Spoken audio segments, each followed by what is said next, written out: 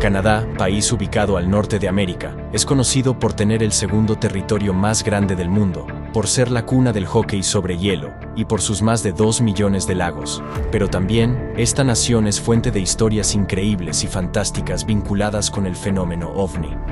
En el episodio de hoy, veremos desde el terrible ataque que sufrió un hombre por parte de un objeto volador no identificado, hasta increíbles fotografías de estas naves tomadas en pleno vuelo.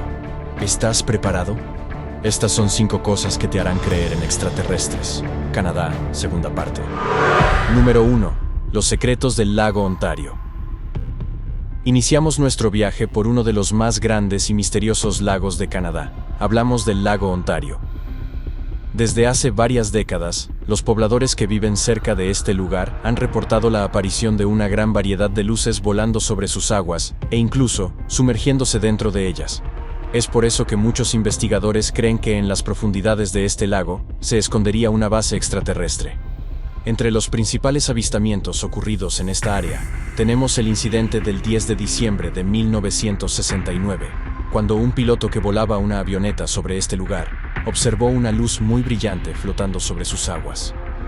El testigo contactó con la torre de control de la ciudad de Toronto para consultar si había alguna nave cercana, pero le informaron que no había ninguna aeronave volando sobre esa zona.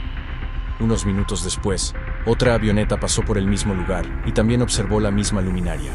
Al parecer, la extraña esfera luminosa estuvo moviéndose sobre el lago unos 10 minutos y luego alzó vuelo y desapareció a gran velocidad. Estos avistamientos aumentaron durante el verano de 1974 y la primavera de 1975, generando una verdadera oleada OVNI en esta región. En esas fechas, decenas de personas, incluidos policías y periodistas, fueron testigos de varias luces de distintos tamaños, colores y formas, flotando, saliendo o ingresando dentro del lago. Uno de los casos más conocidos fue el del fotógrafo Peter W., quien una noche del 8 de abril de 1975, luego de oír las historias de aparición de ovnis que había en la zona, decidió instalar una cámara en la orilla del lago, en la localidad de Niagara-on-the-Lake, y allí pudo observar y fotografiar la presencia de varias luces que se movían de manera errática sobre la superficie del lago. En la imagen puede verse cómo las luces iban a una gran velocidad, realizando movimientos y giros bruscos que ningún avión o artefacto volador de la época podía ser capaz de realizar. Recientemente, el director de la revista Spacing Magazine, Matthew Blackett, publicó un artículo en que narraba cómo una noche del año 2007 vio 2 objetos brillantes de color naranja volando sobre el lago. Ambos se movían de un lado a otro, como si estuvieran danzando. Lo increíble es que este inusual baile de luces duró alrededor de media hora. Luego de ese tiempo, las esferas se posaron sobre las aguas del lago y se fueron apagando lentamente hasta desaparecer. El testigo tenía en su casa un telescopio e intentó ver aquellos objetos con mayor claridad. Sin embargo, debido a la distancia y a la intensidad de las luces, no pudo ver su aspecto o forma.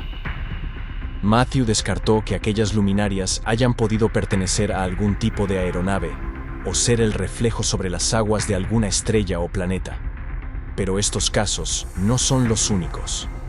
Los relatos de avistamientos no solo se limitan a las ciudades cercanas al lago, sino también a toda la provincia de Ontario. Según los datos del Centro Nacional de Informes OVNIs de los Estados Unidos, recopilados desde el año 1998, esta provincia es la que mayor número de avistamientos registra en Canadá. ¿Por qué crees que existen demasiados avistamientos en este lugar? ¿Crees que exista una base extraterrestre bajo las aguas del lago Ontario como muchos lugareños piensan? ¿Qué secretos se ocultan aquí? Quizá la respuesta la encontremos en la siguiente historia. Número 2. El vórtice de Marisburg.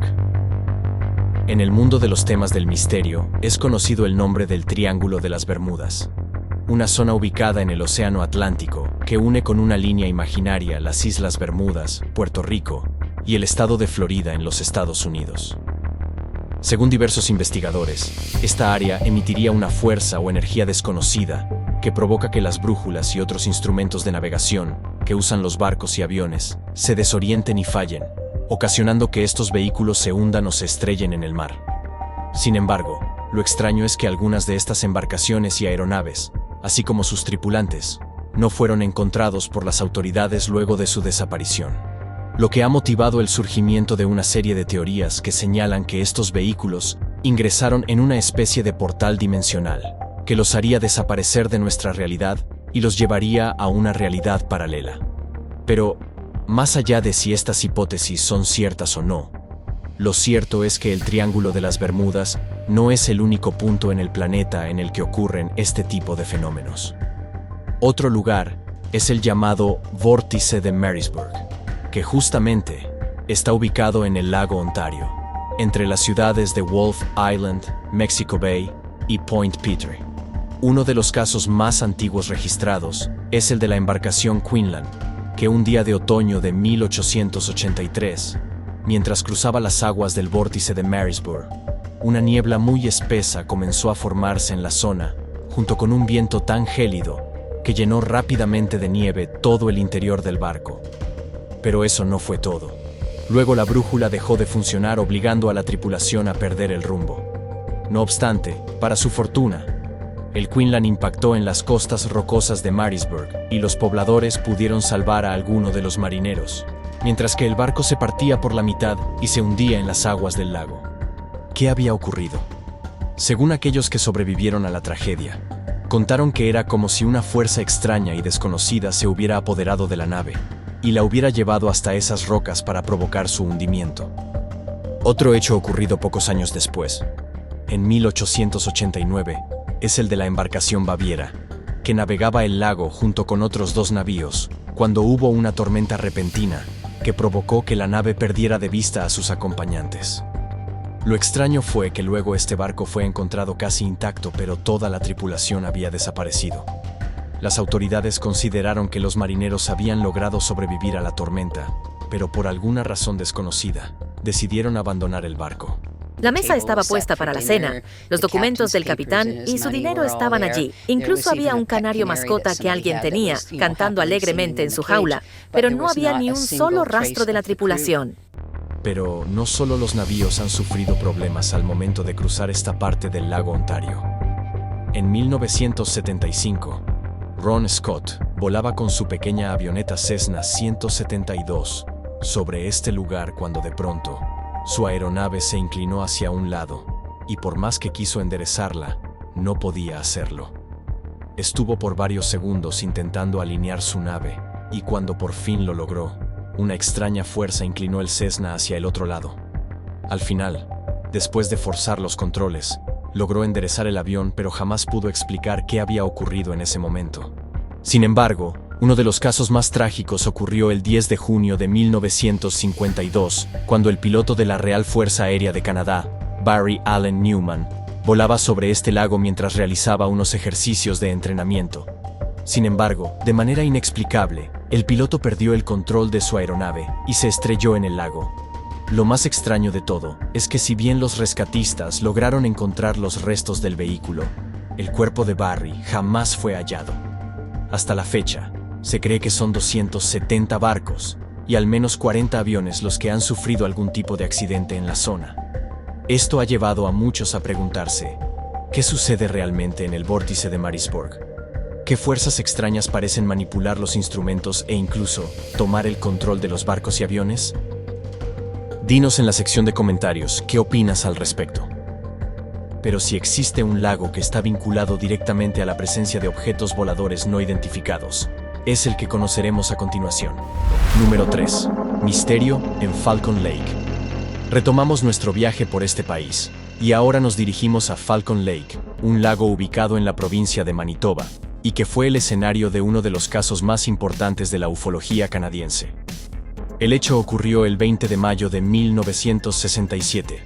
Stefan Michalak, quien era un mecánico industrial de profesión y aficionado a la geología, se encontraba en las orillas del lago buscando minerales como el cuarzo, cuando de pronto vio en el cielo 2 objetos con forma de cigarro, flotando a unos 45 metros de distancia de donde él se encontraba. Una de las naves se alejó y desapareció, pero la otra descendió y aterrizó cerca de donde Stefan se encontraba. Lo curioso fue que cuando lo hizo, el objeto cambió su forma y tomó la apariencia de un disco. En un principio, Stefan pensó que se trataba de una nave experimental secreta de los Estados Unidos, así que se sentó tranquilamente y comenzó a dibujarla por media hora. Además de su forma de disco, el objeto tenía casi 11 metros de largo y 4,5 metros de altura. Su superficie era metálica y lisa, sin costuras, y no contaba con ningún tipo de insignia o símbolo que pudiera identificarla. También notó que el artefacto desprendía un olor muy desagradable como de azufre, y emitía un sonido como de silbidos en el aire. Una vez que terminó de dibujar la nave, Stefan decidió acercarse, y fue entonces que vio que tenía una puerta que estaba abierta. Gracias a esto, pudo ver que en el interior había varias luces brillantes y unos paneles de colores. Sin embargo, mientras más se acercaba, el testigo pudo oír voces que provenían del interior del objeto. Pensando que se trataba de soldados estadounidenses, el testigo gritó para ver si necesitaban algún tipo de ayuda con la nave, ya que él era mecánico. Primero lo hizo en inglés, pero al no obtener respuesta, les habló en polaco, ruso y finalmente en alemán. Sin embargo, nadie le respondió. Fue entonces que Stefan decidió acercarse aún más. Cuenta que se colocó las gafas de soldar que llevaba consigo debido al brillo y la luz que emitía el artefacto. Luego, llevado por su curiosidad, tocó el fuselaje de la máquina y notó que estaba tan caliente que incluso derritió el guante que llevaba puesto. Después de este contacto, la nave dio un giro contrario a las agujas del reloj y lanzó una ráfaga de gas muy caliente que golpeó fuertemente el pecho de Stefan, tumbándolo al suelo.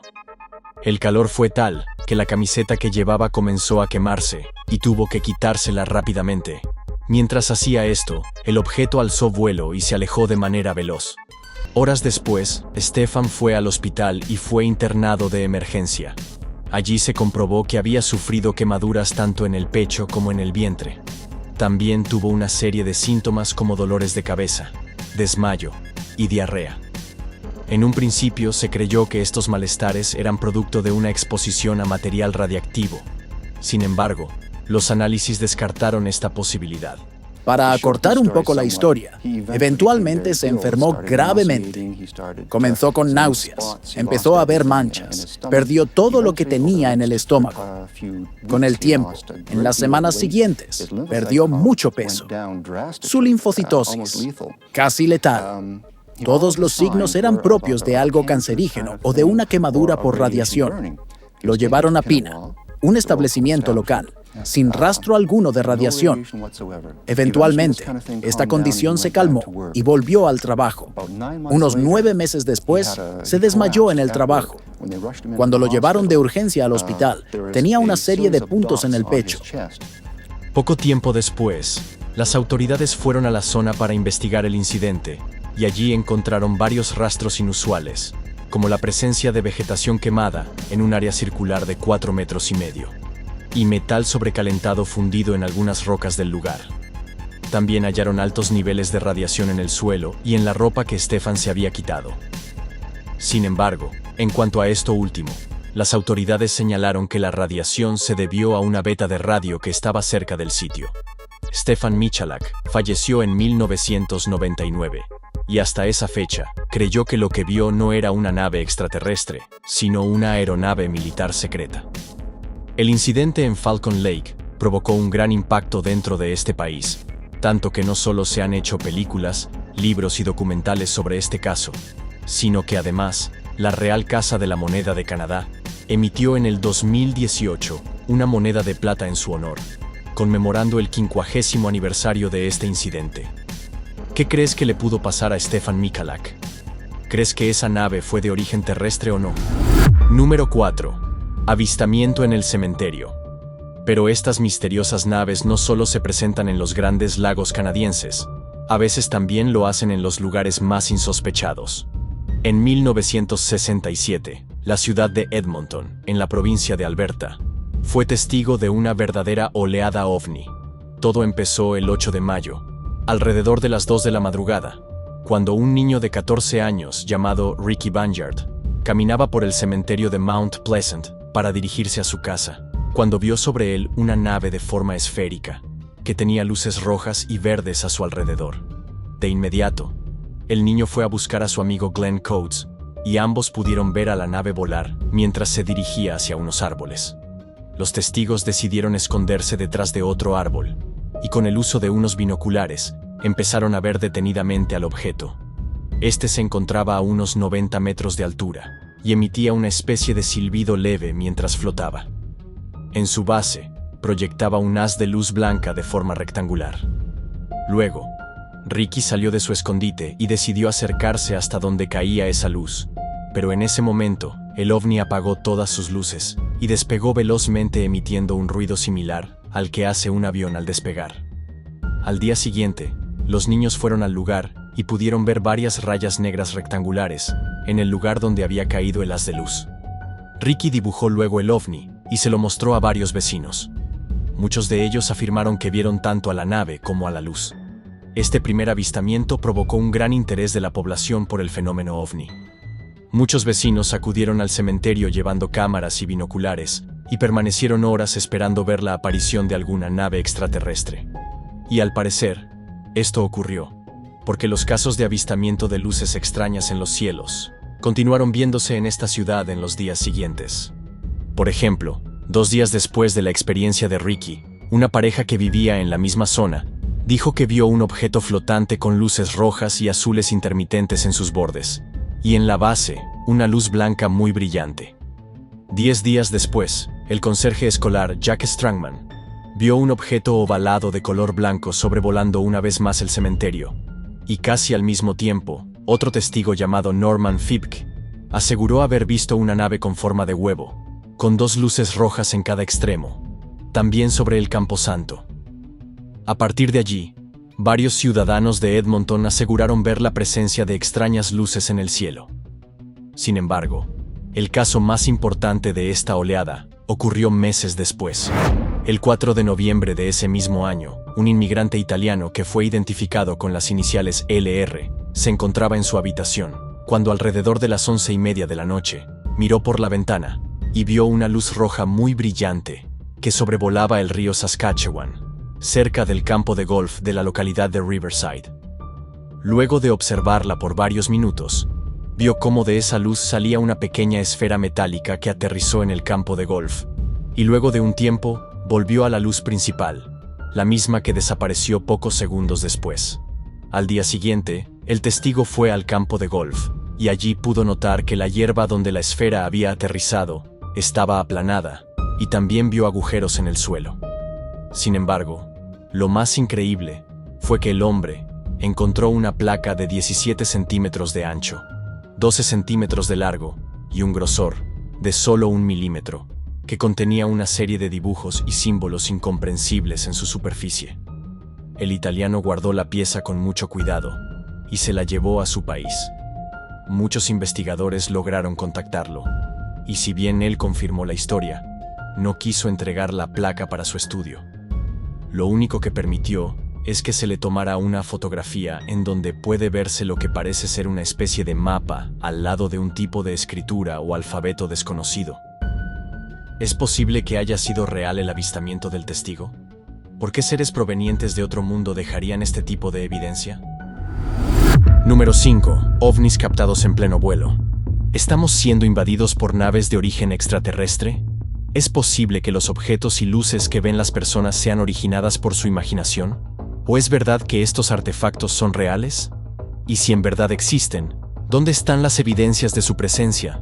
Pues aunque parezca increíble, existen alrededor del mundo personas que no solo han tenido la oportunidad de ver estas naves no identificadas, sino también han podido fotografiarlas. En este capítulo conoceremos una de las mejores fotografías de ovnis que han sido tomadas en Canadá. Esta se registró el 27 de agosto de 1956, cerca de la localidad de McLeod, en la provincia de Alberta. Los testigos fueron 2 experimentados pilotos de la Real Fuerza Aérea Canadiense, que pilotaban sus aviones F-86 Sabre, cuando alrededor de las 7:20 de la noche, mientras volaban sobre las montañas rocosas, vieron debajo suyo una luz muy brillante y nítida con forma de disco que estaba sobre una densa capa de nubes. Al observar esto, uno de los pilotos tomó su cámara y logró fotografiar al objeto. El avistamiento duró alrededor de 3 minutos. Cuando la imagen se hizo pública, Muchos escépticos consideraron que se trataba simplemente de una nube iluminada por la luz del sol. Sin embargo, poco tiempo después, la foto fue analizada por el físico óptico estadounidense, el Dr. Bruce Maccabee, que era un experto en el análisis de imágenes. En su informe, el especialista descartó que el objeto se tratara de una nube, debido a que el lado derecho de este estaba iluminado, en comparación con las nubes que tiene alrededor, en donde se puede ver claramente cómo la luz que proviene del sol provoca que el lado derecho de las nubes se vean mucho más oscuras.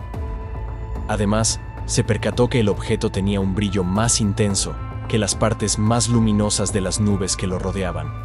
Esta imagen recuerda a la tomada la mañana del 4 de septiembre de 1971 en Costa Rica por el fotógrafo Sergio Loaiza, quien realizaba una serie de tomas sobre el lago Cote como parte de un proyecto del Instituto Geográfico Nacional de este país.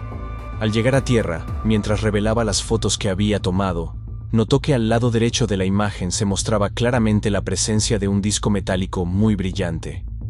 Análisis posteriores determinaron que el objeto debía tener unos 50 metros de diámetro y debió moverse a una gran velocidad debido a que Loaiza ni los otros miembros de la tripulación de ese vuelo se percataron de él. Según el fotógrafo, el ovni solo apareció en una imagen y no en las siguientes fotografías que tomó. La imagen fue analizada por diversos especialistas, y todos ellos concluyeron que la fotografía era auténtica y no había sufrido ningún tipo de manipulación o edición. Pero esta no fue la única foto importante tomada en los cielos de Alberta. No te pierdas la segunda parte de este especial sobre Canadá, en que te mostraremos una fotografía que formó parte de uno de los informes de investigación OVNI más importantes del siglo XX. ¿Te gustaría conocerla? Entonces, no dejes de acompañarnos en nuestro próximo recorrido para descubrir más misterios ufológicos sobre este maravilloso país.